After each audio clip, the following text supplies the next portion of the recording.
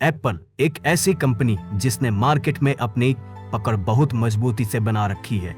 इसके फोन लाखों लाखों रुपए के बिकते हैं और शायद ही कोई ऐसा व्यक्ति होगा जिसने इसका नाम ना सुना हो। पर आखिर ऐसा कैसे हुआ?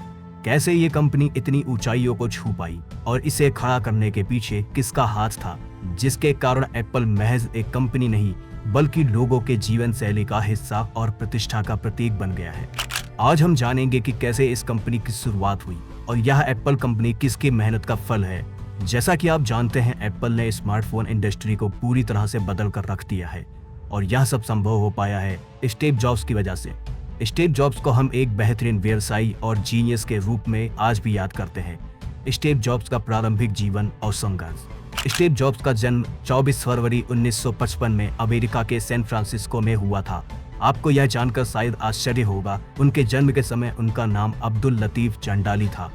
दरअसल उनके पिता सीरिया से ताल्लुक रखते थे और उनका नाम अब्दुल फतह जंडाली था, जबकि उनकी मां जर्मन मूल की एक अमेरिकी महिला थी जिनका नाम जॉन कैरोल सिबल था।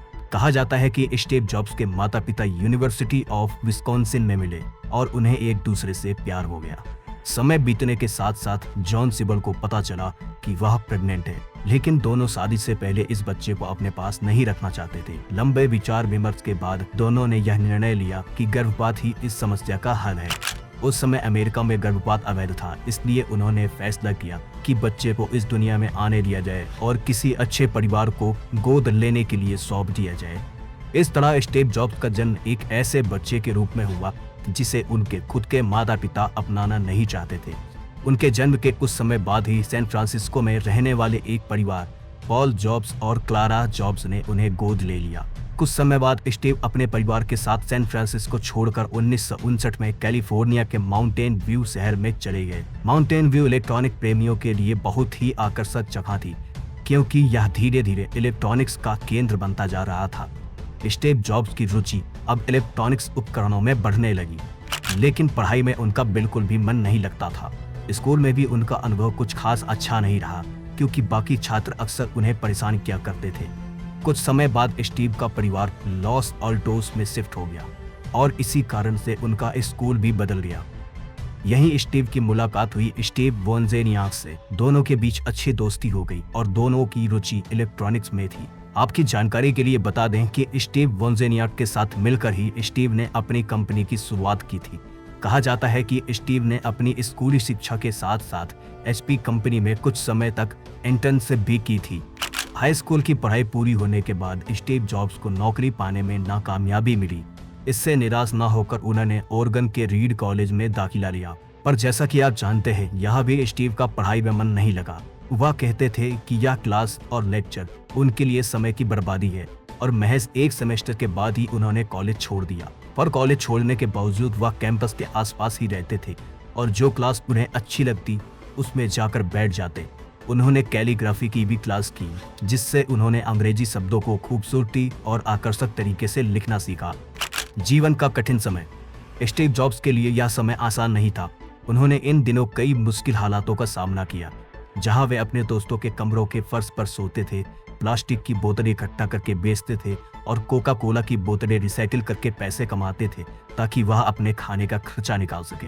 साथ ही हर संडे को कैंपस के पास मौजूद हरे कृष्ण मंदिर में जाकर मुफ्त भोजन पाते थे। एक दिन स्टीव के दोस्त ने उन्हें एक हैकिंग डिवाइस दिखाया जो मुफ्त में अनलिमिटेड इंटरनेशनल कॉल्स करने की अनुमति देती थी। स्टीव को इलेक्ट्रॉनिक्स में बहुत रुचि थी और जल्द ही उन्होंने अपनी ब्लू बॉक्स डिवाइस बनाई जो बाजार में काफी बिकने लगी। इस डिवाइस की बिक्री ने स्टीव को एक आत्मविश्वास दिया जो बाद में एप्पल कंपनी की स्थापना में सहायक सिद्ध हुआ। एप्पल की स्थापना से पहले स्टीव ने अमेरिकन वीडियो गेम कंपनी अटारी में भी काम किया। 1974 में उन्हें टेक्नीशियन की नौकरी मिली। स्टीव का सपना था कि वह भारत आकर अपने मन को शांत करे और यहाँ के पवित्र स्थलों का दर्शन करे। यह सपना अटारी कंपनी के कारण पूरा हुआ।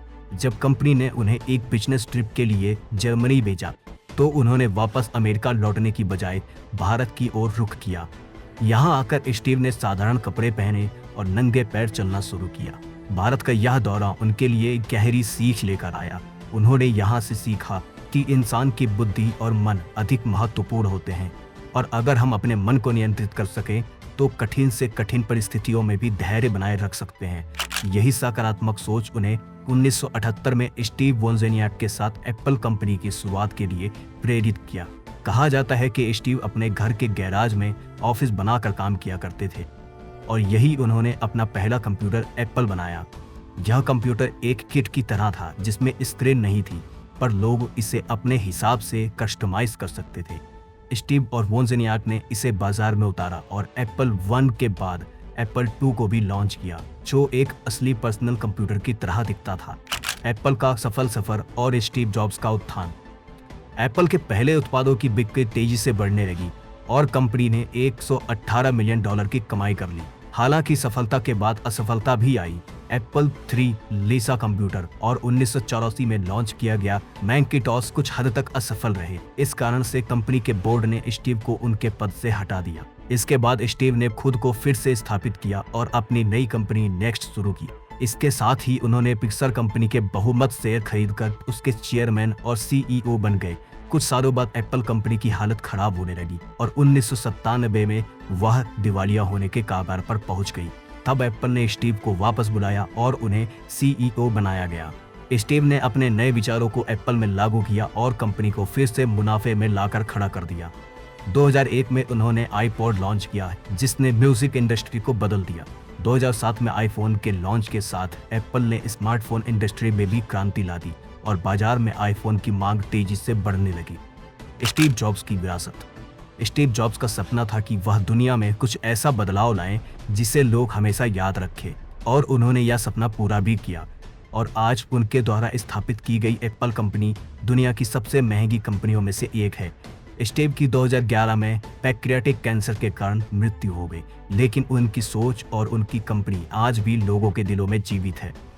स्टीव जॉब्स का जीवन हमें यह सिखाता है कि कठिन परिश्रम, दृढ़ता और अडिग संकल्प से हम किसी भी लक्ष्य को हासिल कर सकते हैं, चाहे हमारे सामने कितनी भी बड़ी चुनौती क्यों ना हो।